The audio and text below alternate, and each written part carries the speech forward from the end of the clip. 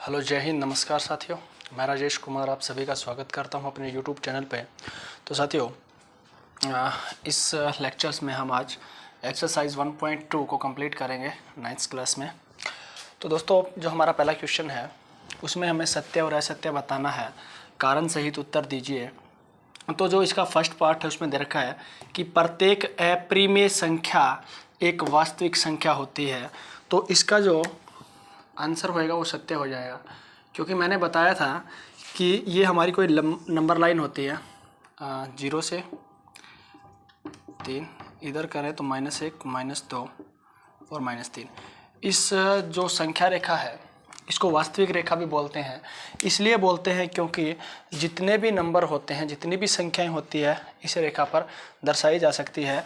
और जो वास्तविक संख्या होती है वो परिमेय संख्या प्लस में अपरिमेय संख्या दोनों को अगर मिला दें तो ही क्या है, वास्तविक संख्या बनती है। तो अपरिमेय संख्या इस प्रकार एक वास्तविक संख्या होती है। ठीक है। अब सेकंड जो दे रखा है वो ऐसे बोल सकते हैं, इसका जो जब आंसर देंगे यहाँ दे देते हैं इनका आंसर। पहले का जो उत्तर लिखेंगे, पहला हमारा सत्य है, क्योंकि वास्तविक संख्याएं परिमेय तथा अपरिमेय दोनों का संग्रह है। अब दोनों को हमने इकट्ठा कर रखा है, उनका कलेक्शन है ये। सेकंड क्वेश्चन दे रखा है कि संख्या रेखा का प्रत्येक बिंदु वर्गमूल m के रूप का होता है जहां m एक प्राकृतिक संख्या है। जैसे दोस्तों ये कोई नंबर लाइन है, ये 0, ये 1 और ये 2। यहाँ पे है √2। ठीक है, √2 है, कोई दिक्कत नहीं है। और यहाँ पे है हमारा 1/2। ये बोल रहा है कि संख्या रेखा का प्रत्येक बिंदु, आपको पता है कि प्रत्येक बिंदु एक वास्तविक संख्या को निरूपित करता है। ये हमारा क्या है, एक बिंदु है जो 1/2 को निरूपित कर रहा है, √m के रूप का होता है। ये बोल रहा है कि प्रत्येक बिंदु जो हमारा 1/2 है ये इस फॉर्म का होता है। चलो ठीक है, इसको मैंने कह दिया कि जो m है हमारा वो 1/2 है। तो बोल दिया कि इसने इतने बोला कि प्रत्येक बिंदु √m के रूप का होता है। मैंने कहा ठीक है, 1/2 के रूप का है, कोई दिक्कत नहीं है। जहाँ m एक प्राकृतिक संख्या है, अब प्रत्येक बिंदु को अगर आप लिखने लग जाओ, जैसे यहाँ पे 3 है, चलो ठीक है ये 3 है, प्रत्येक 3 एक बिंदु ही है, एक संख्या है, तो इसको लिख सकते हैं, 2 को लिख सकते हैं। अब 2.5 को भी तो लिखना पड़ेगा, लेकिन 2.5 एक प्राकृत संख्या नहीं है। तो इसलिए हम बोल सकते हैं कि ये असत्य है, ये असत्य है। अब लिखेंगे कि 1/2 में 1/2 प्राकृत संख्या नहीं है। इसमें क्या है, प्राकृत संख्या नहीं है। अब तीसरा लिखेंगे कि प्रत्येक वास्तविक संख्या एक अपरिमेय संख्या होती है। यह भी असत्य है। अब क्यों है, क्योंकि जो वास्तविक संख्या है वो परिमेय और अपरिमेय से मिलकर बनी होती है। कि मतलब जो वास्तविक संख्या वाला थैला है उसमें परिमेय संख्या भी है, अपरिमेय भी है। तो हम ये नहीं कह सकते कि जो 2 है, हम जानते हैं कि 2 एक परिमेय संख्या है लेकिन वो अपरिमेय नहीं है। 2 एक वास्तविक संख्या है लेकिन अपरिमेय नहीं है। क्योंकि 2 एक वास्तविक संख्या है, क्योंकि वास्तविक संख्याओं में कौन कौन आते हैं, परिमेय और अपरिमेय। तो 2 परिमेय संख्या है, वास्तविक तो है लेकिन अपरिमेय नहीं है। तो ये भी हमारा असत्य है। तो क्वेश्चन नंबर फर्स्ट हमने कर दिया है। अब बात करते हैं आप क्वेश्चन नंबर सेकंड की। वो भी बड़ा इजी क्वेश्चन है।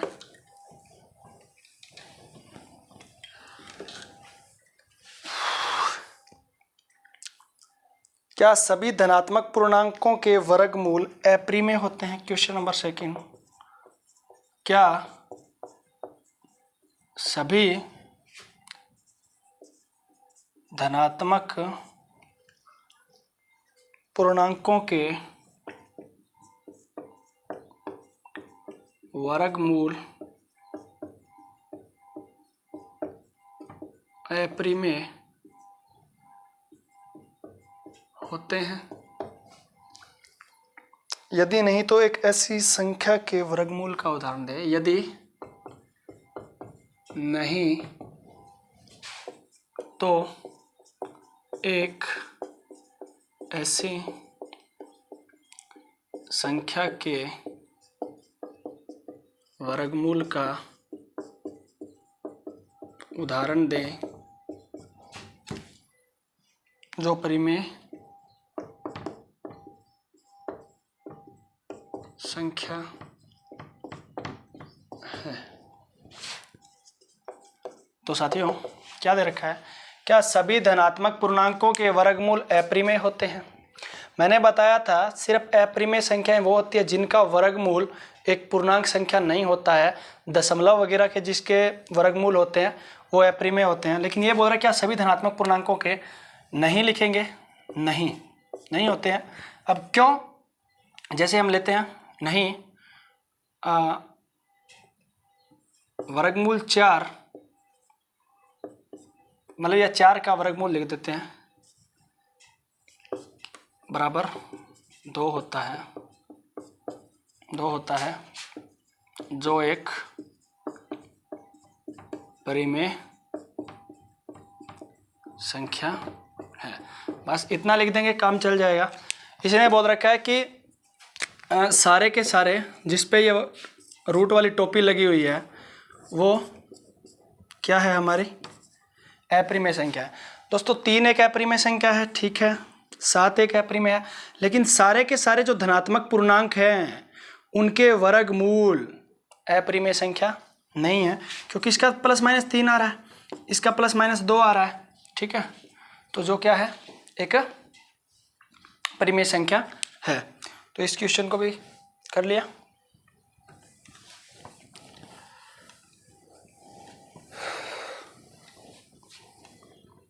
अब क्वेश्चन नंबर 3 है,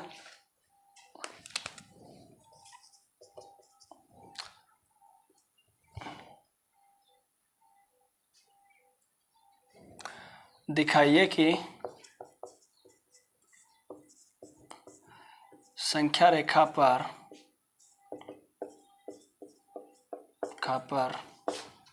वर्गमूल 5 को कैसे निरूपित किया जा सकता है। अब हमने क्या किया था अपने पिछली वीडियो में, और रूट 3 और रूट 2 को तो हमने सीख लिया था। अब रूट 5 को कैसे करें दोस्तों, हमने जितने भी क्वेश्चन किए हैं उसमें हमने क्या किया, ट्रेंगल के जो त्रिभुज होते हैं उसके कर्ण का प्रयोग किया। जो कर्ण मतलब एक में रूट 2 आ रहा था तो 2 से चाप लगा दी, 3 आ रहा था तो तिरछा 3 लेके चाप लगा दी। तो ऐसा कोई जुगाड़ करना है कि रूट 5 आ जाए। इसके 2 तरीके होते हैं दोस्तों। पहला तो मेथड जो हमारा होता है, इधर फर्स्ट मेथड को करेंगे, ठीक है, और इस इधर दूसरे तरीके को करेंगे। पहला मेथड वही है कि क्या, जैसे हमने रूट 3 को दर्शाया था अपने पिछले वीडियो में, ये 0 था, ये 1 2 और 3, ये भी -1 -2। मैंने क्या किया था, एक इकाई का यहाँ पे क्या बनाया था, हमने एक वर्ग बनाया था कि ये भी एक इकाई था और ये भी एक इकाई है। इतना नाम दिया था मैंने इसको OABC। जो O हमारा इसका जो शीर्ष है वो 0 पे है। फिर मैंने क्या किया था, पाइथागोरस प्रमेय का प्रयोग करके इसके कर्ण को निकाला था, क्योंकि हर कोण इसका 90 डिग्री है, जो हमारा रूट 2 आया था। फिर मैंने रूट 3 निकाला था कि OB पर एक लंब डाला था, OB के ऊपर एक लंब डाला था शीर्ष बी पर ऐसे सिर्फ एक ही इकाई का, ये एक इकाई का है, एक इकाई का। फिर मैंने इस पॉइंट को m नाम दिया था और इसको मिला दिया था, ऐसे मतलब मिला दिया।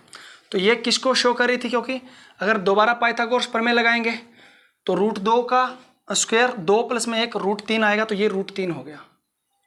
अब हम आगे करेंगे, क्या करेंगे, इस पे एक लंब डालेंगे, इस पे एक लंब डालेंगे ऐसे, किस पे, OM पर, वो कितने का, एक ही इकाई का, एक इकाई का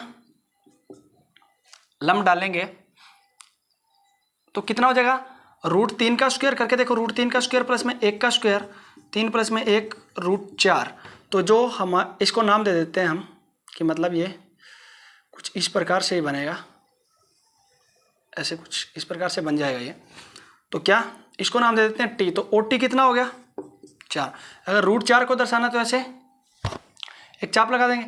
अब क्या है, 5 को दर्शाना है, 5 को, तो ये कितनी हो गई, √4। अगेन इसके ऊपर एक क्या डालेंगे हम, एक इकाई का, एक इकाई का डालेंगे हम लंब।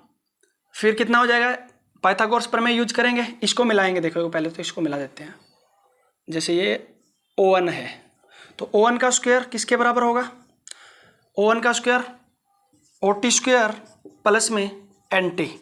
अब OT कितना है, OT है √4 का स्क्वायर प्लस में 1 का स्क्वायर, 4 + में 1 मतलब √5 आ जाएगा। कौन, O1 हमारा √5। तो फिर क्या करेंगे, ये √5 हो गया, तो इसको ऐसे लेंगे, और हमें पता है कि जो √5 की वैल्यू है वो 2 से ज़्यादा होएगी, क्योंकि √4 की वैल्यू 2 होती है, तो √5 की वैल्यू 2 पॉइंट कुछ समथिंग होएगा, तो मतलब 2 और 3 के बीच में होएगा। तो ऐसे अपने आप बन जाएगा, क्योंकि आपको प्रकार को O से N तक खोलना है और एक चाप लगा देनी है, और जहां पर भी O से N तक प्रकार को खोलना है, क्योंकि √5 को दर्शा रहे हैं, निरूपित कर रहे हैं, जहां भी ये इसको काटेगा नंबर लाइन को, अब जैसे बिंदु हम काट रहा है इसको x पे, तो ये बिंदु x और √5 को निरूपित करेगा। सेम वैसा ही है, अगर √6 को दर्शाना है तो एक लंब डालेंगे O1 पे शीर्ष N से, 7 को दर्शाना तो ये ऐसे चलता जाएगा, जो क्वेश्चन नंबर 4 हमारा है। लेकिन एक दूसरा मेथड है, इससे थोड़ा इजी मेथड होता है, कि हमें क्या करना है, जैसे √5 को दर्शाने के लिए हमें संख्या रेखा पर एक संख्या रेखा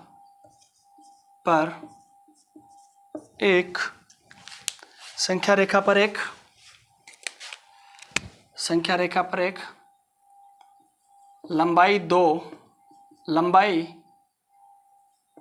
तथा लिख लो लंबाई 2 इकाई तथा चौड़ाई 1 इकाई की भुजा वाले या 1 इकाई वाले आयत को बनाना पड़ेगा। OABC एक आयत है। तो क्या किया था, जैसे हमने वर्ग बनाया था उसी हिसाब से हम क्या बनाएंगे, एक आयत बनाएंगे। जैसे ये हमारी कोई नंबर लाइन है, ये 0 है, ये 1 और ये 2। तो क्या ऊपर 1 इकाई की चौड़ाई, ये लंबाई 2 इकाई हो गई है, 0 से 1 और 1 से 2 तो 2 हो गई, और ये कितना, 1 इकाई, ये 1 इकाई और ये 2 इकाई, ठीक है। और हम जानते हैं कि इसका भी प्रत्यय कोण कितना होता है, 90 डिग्री का होता है। तो इसको मिला देते हैं एक बार अपन, इसको मिला दिया, किसको, इसको नाम दे दिया OABC। अब OB निकालेंगे तो कितना आएगा, वही पाइथागोरस प्रमेय यूज करनी है, ये भी 1 इकाई है। अब हमें क्या करना है, इसको नीचे से थोड़ा रब कर रहा हूं मैं, इस क्वेश्चन को यहाँ कर लेते हैं। अब त्रिभुज ओ ए बी एक समकोण है या समकोण त्रिभुज है, तो क्या लगाएंगे? पाइथागोरस प्रमेय द्वारा। पाइथागोरस प्रमेय द्वारा क्या यूज करेंगे? ये करण होता है 90 डिग्री के सामने वाला, तो ओ बी का स्क्वायर किसके बराबर? ओ ए का स्क्वायर प्लस में ए बी का स्क्वायर, मतलब 2 का स्क्वायर प्लस में 1 का स्क्वायर, 4 प्लस में 1 कितना? ओ बी का स्क्वायर कितना आ गया? 5। तो ओ बी कैसे निकालेंगे? दोनों तरफ वर्गमूल कर देते हैं, ये कर दिया, ये कर दिया, ये इससे कैंसिल, तो ओ बी कितना? 5। अब ओ बी 5 है तो ओ बी को तिरछा लेकर के एक चाप लगाऊंगा, ये 3 हो जाएगा। तो ओ बी को मैं ऐसे तिरछा लेकर के एक चाप लगाऊंगा, तो ये चाप जिस बिंदु पर रेखा को काटेगा वो बिंदु √5 को निरूपित करेगा।